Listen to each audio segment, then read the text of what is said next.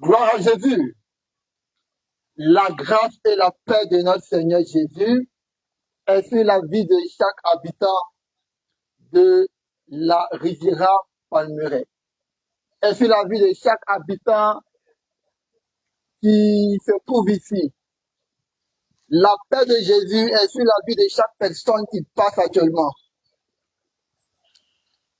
Aujourd'hui, je viens te dire que tu as une valeur, tu as un but, tu as une mission sur cette terre. Peut-être que tu avais oublié, ou bien peut-être que tu étais éloigné de ta mission, ou que tu étais ignorant de ta mission. Mais aujourd'hui, en écoutant ce message, tu sauras qui tu es et qu'est-ce que Dieu attend de toi. Tu es une créature de Dieu, tu es la création de Dieu. Donc Dieu attend quelque chose de particulier de toi. Dieu attend une mission particulière de toi. La vie des hommes a démarré, ou bien on dira a débuté quelque part. La vie des hommes a commencé avec un être, avec un homme, avec aussi une femme. Et c'est d'eux que toutes les familles de la terre qu'on peut voir aujourd'hui viennent. Donc Dieu a créé l'homme et la femme. Et il leur a donné pour mission de se multiplier, de remplir la terre. Et c'est de ces personnes-là aujourd'hui qu'on a les familles que nous avons. Et toi, tu vis et moi, je vis. De la même manière que Dieu va donner une mission à l'homme qu'il avait fait, toi aussi, tu as une mission sur cette terre. Lorsque Dieu a dit à l'homme, dans le jardin d'Éden, de cultiver, de protéger le jardin dans lequel il l'avait mis, malheureusement, l'homme n'a pas fait ce que Dieu attendait de lui. Et parce que l'homme n'a pas fait ce que Dieu attendait de lui, l'homme a perdu des choses. Et la première des choses que l'homme perd, c'est la nature de Dieu. La parole de Dieu dit en Genèse 1, 26, que Dieu a dit, faisons l'homme à notre image, selon notre ressemblance. Donc tu dois comprendre que l'homme avait la nature de Dieu. Et lorsque l'homme a péché contre Dieu, l'homme a perdu la nature de Dieu. La nature de Dieu, c'est, on dira, la gloire de Dieu. C'est, on dira, ce qui caractérise Dieu. Et tu dois comprendre que Dieu a une nature éternelle. Donc quand on dit que l'homme avait la nature de Dieu aussi en lui, c'est que l'homme ne devait pas mourir. Mais malheureusement, lorsque l'homme n'a pas obéi à Dieu, mais lorsque l'homme a obéi au diable, lorsque l'homme a désiré obéir au diable, l'homme a perdu la nature de Dieu et la nature du diable est entrée en l'homme. Tu dois alors comprendre que Dieu ne meurt pas. Mais pourquoi aujourd'hui les hommes meurent? C'est parce que les hommes ont perdu la nature de Dieu. Donc si un jour tu seras mis dans une terre, si un jour tu vas mourir pour quitter cette terre, si un jour on ne parlera plus de toi, c'est parce que tu as perdu la nature de Dieu. Et l'homme n'a pas seulement perdu la nature de Dieu, l'homme a aussi perdu l'image de Dieu. L'image de Dieu, c'est le caractère de Dieu. Dieu amour. Dieu, c'est la fidélité. Dieu, c'est la vérité. Mais lorsque l'homme a désobéi à Dieu, l'homme va perdre l'image de Dieu.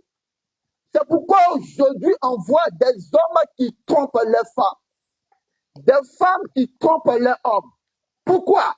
Parce qu'ils ont perdu l'image de Dieu. Ils ont perdu le caractère de Dieu. Aujourd'hui, on voit des hommes qui tuent leurs frères, des femmes qui font des avortements, des hommes qui incitent des femmes à faire des avortements. Pourquoi?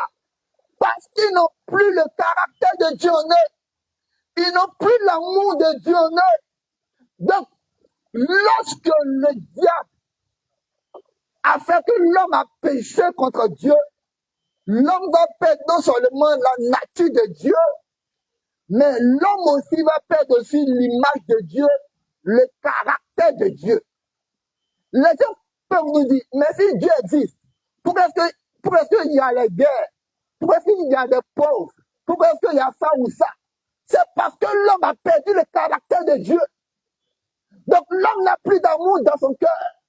L'homme va devenir guerrier. L'homme va devenir rebelle. L'homme va devenir méchant. Donc c'est tout ce qu'on voit dans ce monde. Cette guerre-là, Dieu n'en est pas à l'origine. C'est parce que l'homme a perdu l'image de Dieu, le caractère de Dieu, que l'homme lui-même va être l'enfer pour son frère homme. Que l'homme lui-même va être le malheur pour son autre frère. L'homme n'a pas simplement perdu la nature de Dieu, ou bien l'image de Dieu, mais l'homme aussi va perdre la présence de Dieu. Alléluia. La Bible dit que lorsqu'Adam va pécher contre Dieu en obéissant au diable, lorsque Dieu va venir, Dieu va demander à Adam, où es-tu? Donc Dieu avait accordé à l'homme d'avoir l'accès à sa présence. Mais parce que l'homme a péché contre Dieu, l'homme va perdre la présence de Dieu. C'est pourquoi aujourd'hui tu peux remarquer que souvent tu es là et puis tu es triste dans ton cœur. Tu as l'angoisse dans ton cœur. Tu te sens seul. Donc ces sentiments-là dans ton cœur-là, c'est parce que tu as perdu la présence de Dieu. Tu as peur du lendemain. Tu as peur de la mort. Pourquoi? Parce que tu as perdu la présence de Dieu. L'homme n'a pas simplement perdu la nature de Dieu et l'image de Dieu ou bien la présence de Dieu.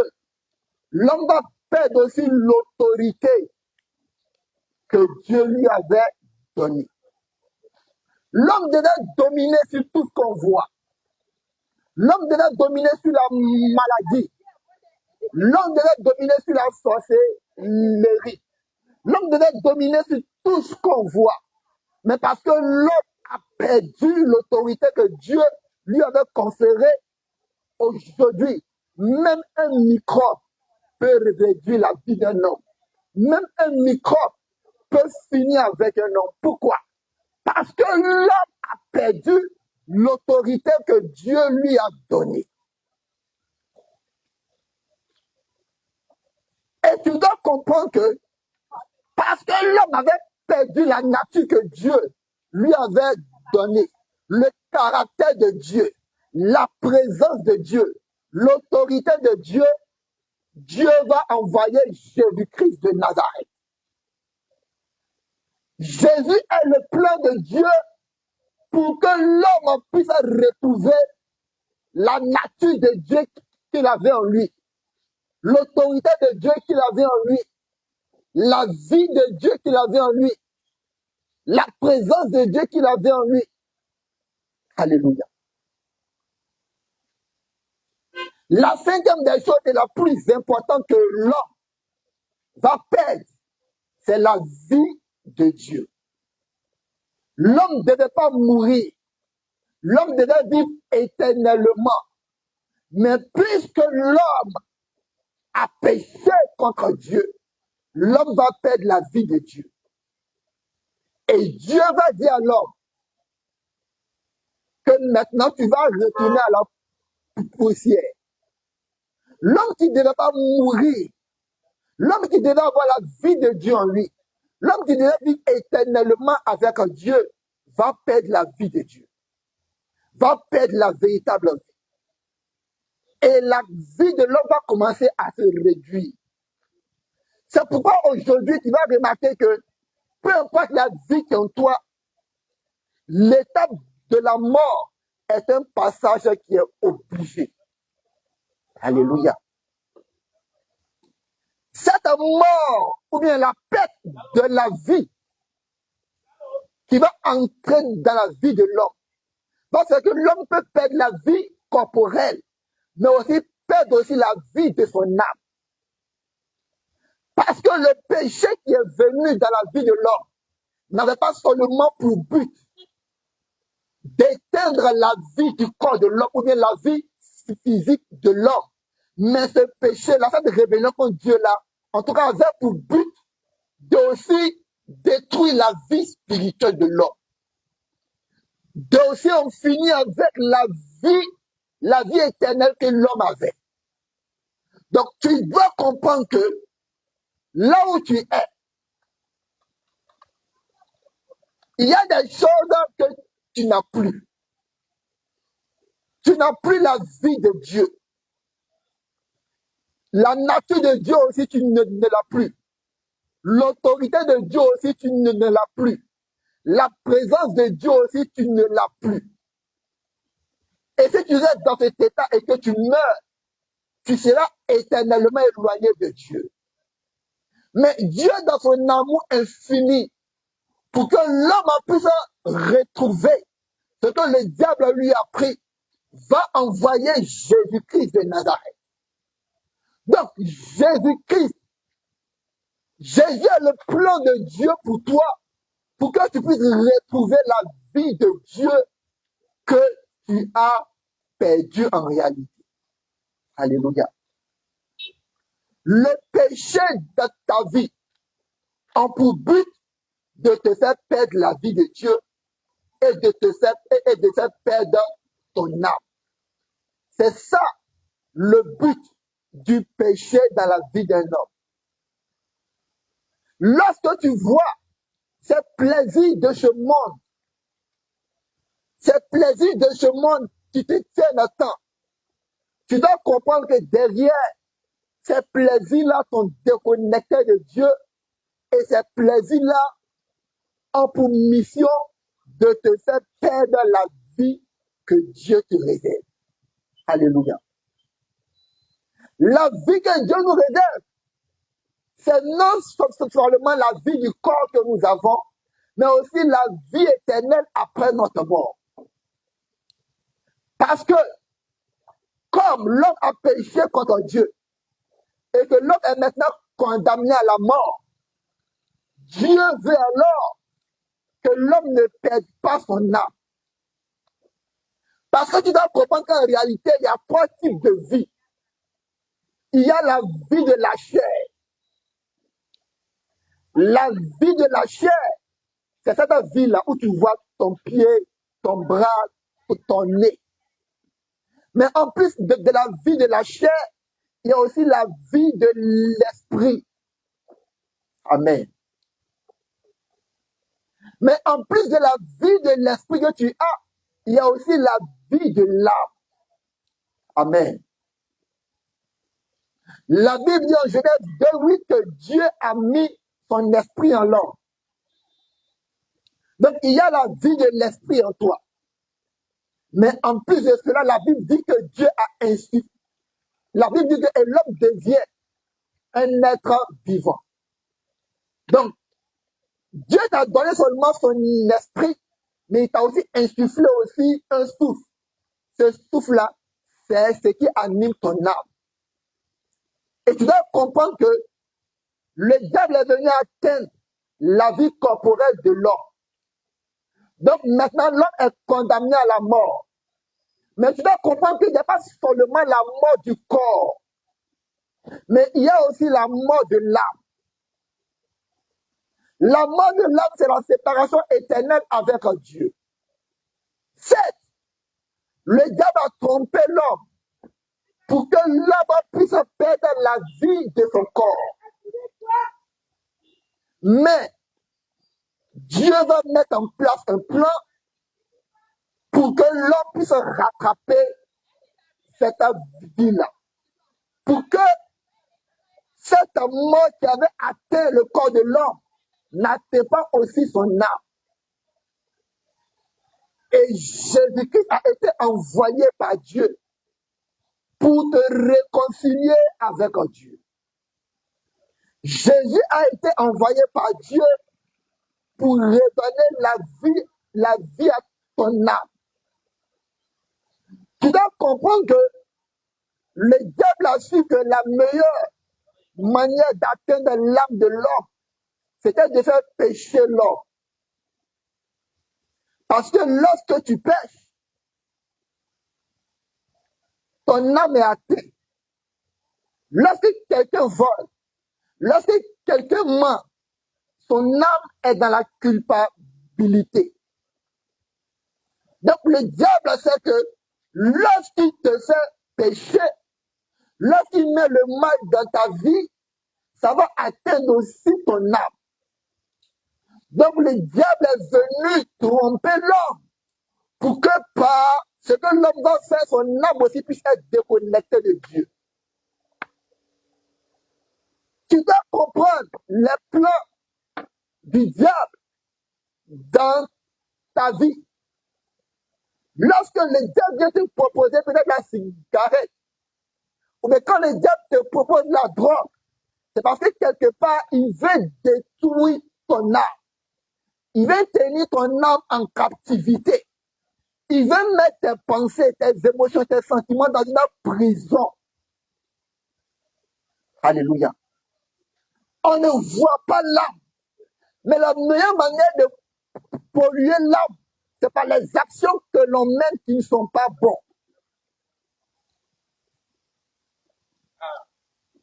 Le diable a su que l'âme de l'homme avait une destinée éternelle.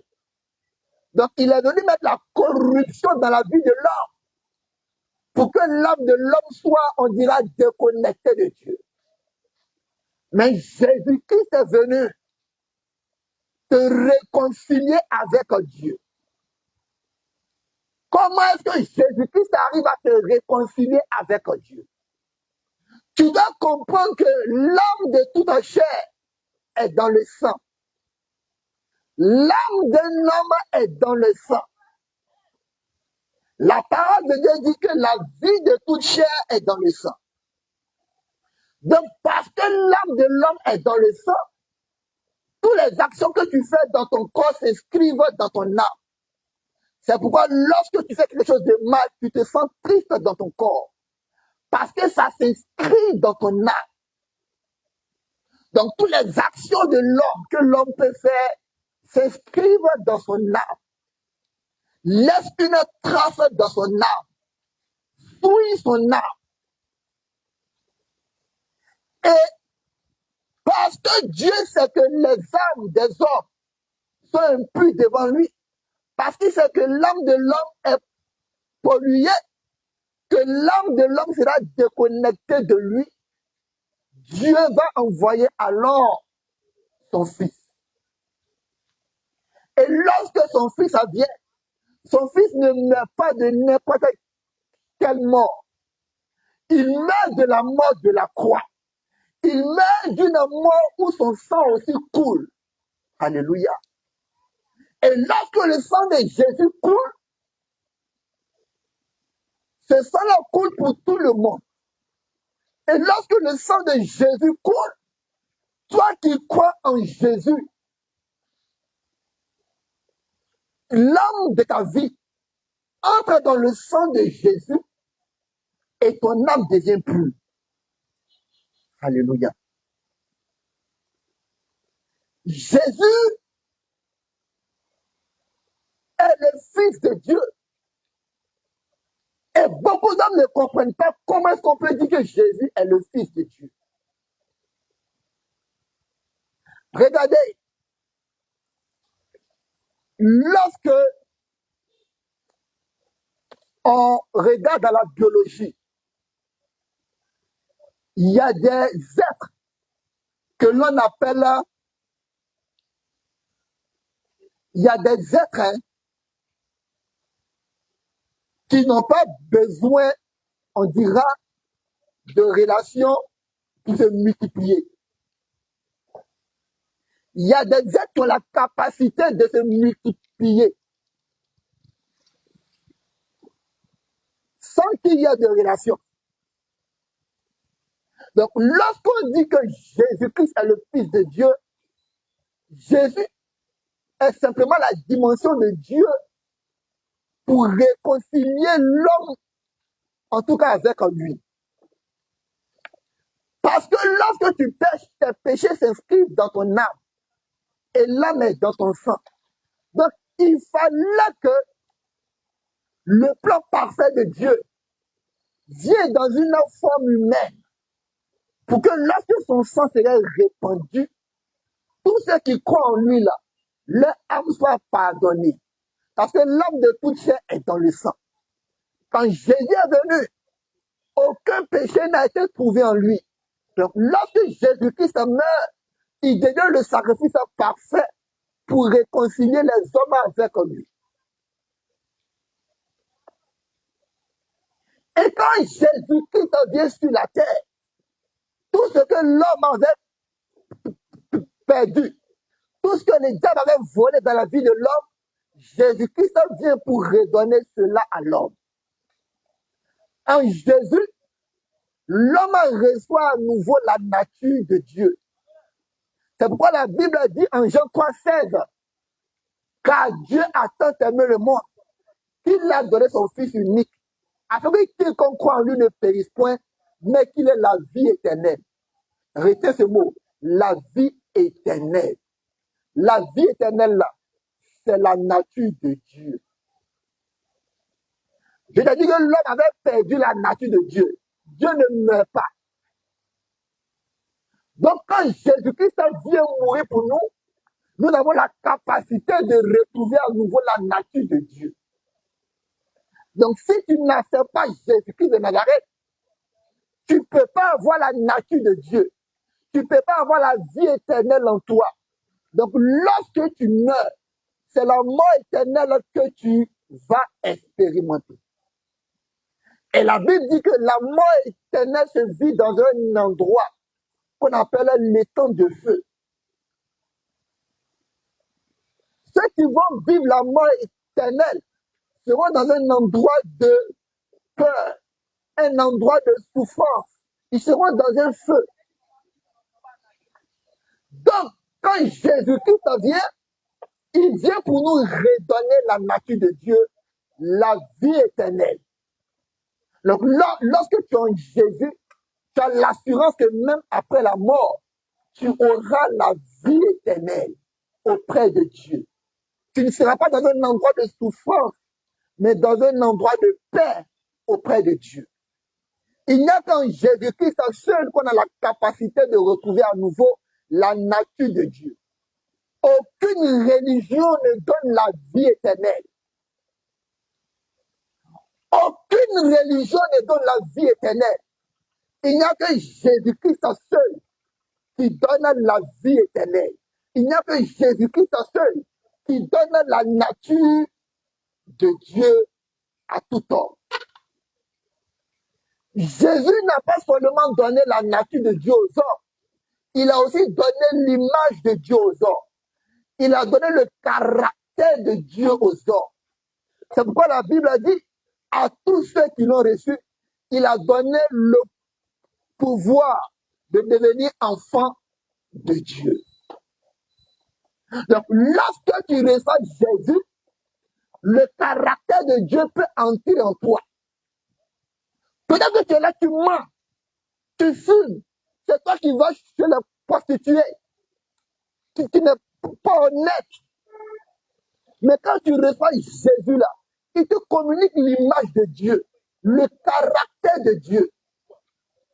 Parce qu'il faut comprendre que pour se comporter bien là, ou bien pour marcher bien là, c'est un une force que Dieu te donne. C'est une autorité que Dieu te donne. Et la Bible dit que il n'y a qu'en Jésus-Christ que tu as le pouvoir de devenir un enfant de Dieu. Amen. Jésus nous a pas donné simplement la nature de Dieu ou bien l'image de Dieu. Jésus nous a donné aussi l'autorité que l'homme avait en tout cas, bon, du moins que le diable avait volé dans la vie de l'homme. C'est pourquoi il dit que moi, je vous donne le pouvoir de marcher sur les serpents et sur les scorpions et sur toute la puissance de l'ennemi et rien ne va vous nuire. Lorsque Jésus est dans ton cœur, tu n'as plus besoin d'aller chez un marabout. Pourquoi? Parce qu'il te donne l'autorité que tu avais, que le diable avait pris de ta vie. Jésus-Christ nous donne aussi la présence de Dieu. Lorsque Jésus est en toi, c'est Dieu qui est avec toi. Lorsque Jésus est en toi, c'est Dieu qui est avec toi. Alléluia.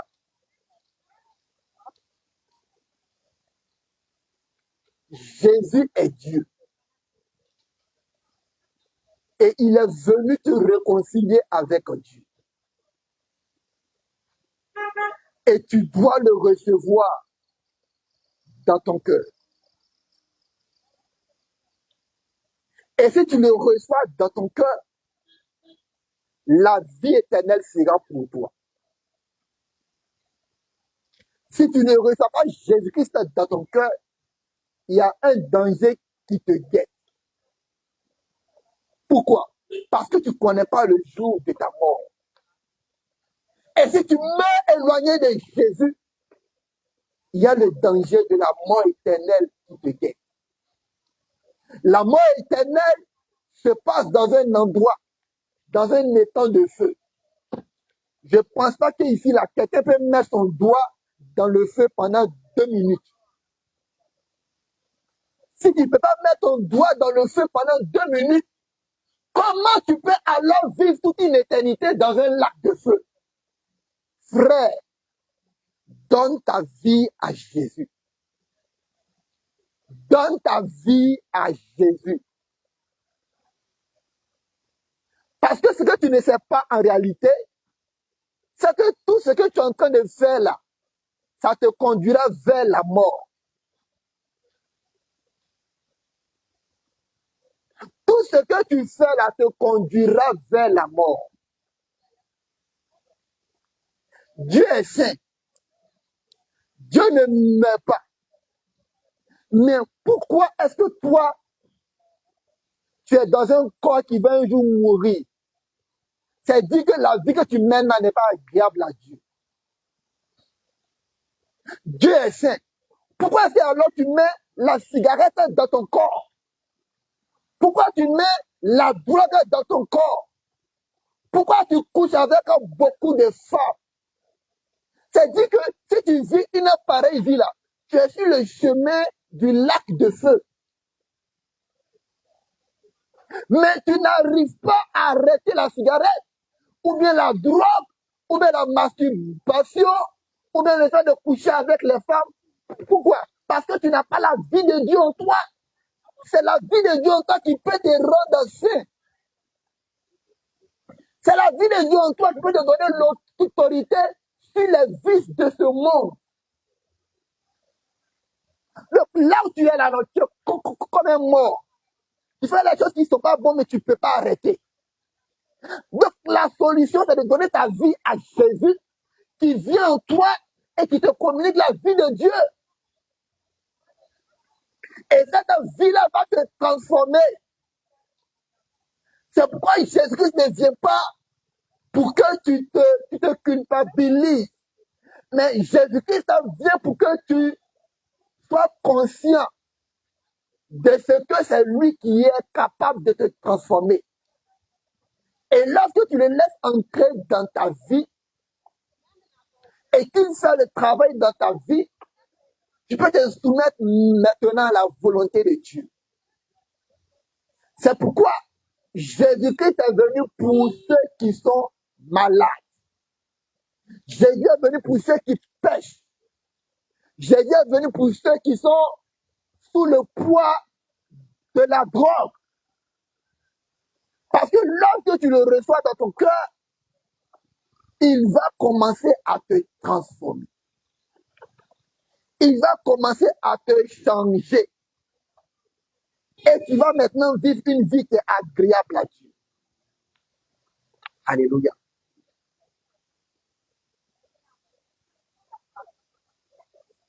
Regardez, lorsque Jésus vient, il change ta nature. Regarde, peu importe la manière dont tu permets, on dira un bouc. Si tu prends l'eau, tu essaies de le laver là, il ne va pas aimer. Le bouc n'aime pas l'eau. C'est pourquoi le bouc sent. Le bouc sent. Donc c'est de la même manière aussi. Ta vie sent parce que tu as la nature d'un bouc. Ta vie est remplie de drogue, de cigarettes, parce que tu as une nature qui est comme la nature d'un bouc. Pour que tu aimes l'eau, il faut qu'on change ta nature d'un bouc à un brebis. Amen. Pour que tu aimes l'eau là, il faudrait que ta nature soit changée de la nature d'un bouc à la nature d'une brebis. Et la personne qui change la nature des hommes s'appelle Jésus. Tu ne peux pas rester bouc et puis dire que le jour où tu vas devenir une brebis, tu vas commencer à toi-même te laver. Tu ne peux pas. Donc, lorsque tu es dans la drogue, abandonne-toi à Jésus. C'est lui qui change la nature des hommes. C'est pourquoi la Bible dit, dans le livre de Colossiens chapitre 2, il nous a transportés des ténèbres au royaume du Fils de son amour. Alléluia. Donc, Dieu a un royaume où les gens sont bons, un royaume pur, un royaume de sainteté. Mais les hommes sont dans un autre royaume, le royaume du diable, le royaume de la drogue, le royaume de la prostitution. Mais il y a une seule voie pour transiter d'un royaume à un autre, c'est Jésus. Quand tu as Jésus, il change ta nature de bouc à la nature d'une brebis. Si le bouc n'aime pas l'eau, la brebis, elle aime l'eau. On peut laver la brebis. Donc si tu acceptes Jésus là, ce qui n'est pas bon en toi, ce qui sent en toi là, Jésus va transformer ça. Amen. Donc Jésus est venu pour ceux dont la vie sent. Jésus est venu pour ceux dont la vie est en décomposition. Lorsque ta vie sent la drogue, lorsque ta vie sent les meurtres, lorsque ta vie sent la colère, Jésus est venu pour toi. Parce que c'est lui qui change la nature des hommes. Regardez, il y a un homme qu'on appelait Lazare.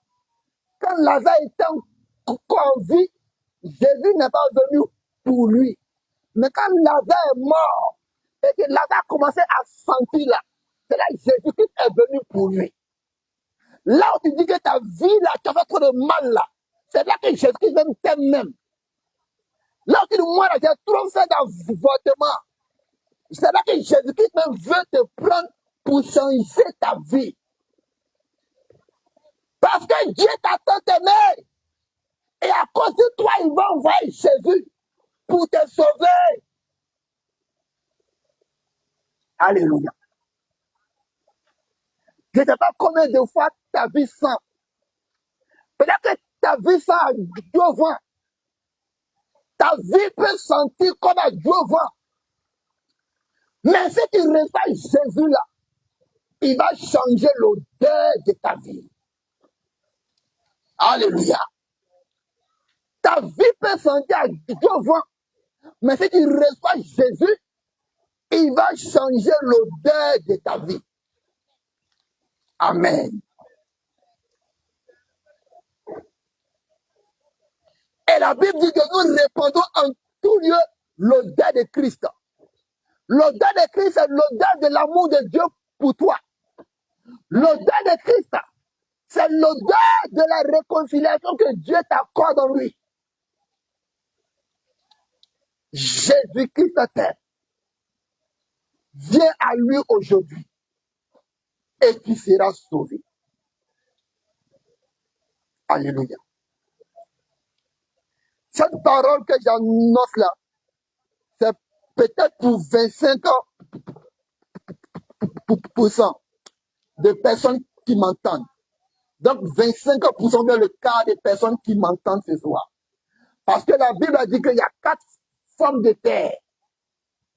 La première terre, c'est la terre qui est au bord de la route. La deuxième terre, c'est la terre qui est dans les endroits où se trouve la pierre. La troisième terre, c'est la terre où il y a des épines. Et la dernière terre, c'est la bonne terre. Donc, on n'est pas venu pour tout le monde ici ce soir. Mais on est venu pour 25 ans, on dira pour le quart des personnes qui se trouvent ici en ce lieu. Que cette parole-là tombe dans ton cœur comme une bonne semence et qu'elle croisse. Et que tu reçoives Jésus-Christ dans ton cœur. Que Dieu te bénisse abondamment. Au nom de Jésus.